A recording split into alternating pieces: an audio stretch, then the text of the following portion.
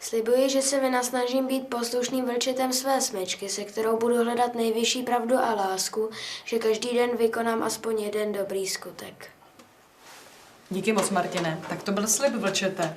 A tebe, Vojto, poprosím, jestli bys nám připomněl, jak zní skautský slib.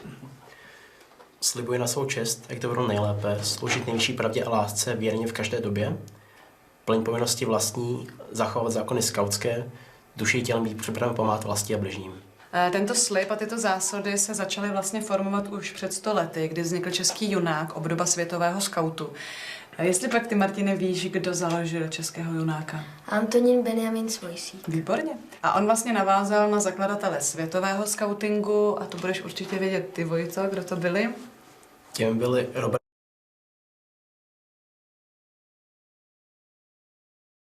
Paul a Ernst Thompson Seton. Víš o nich něco?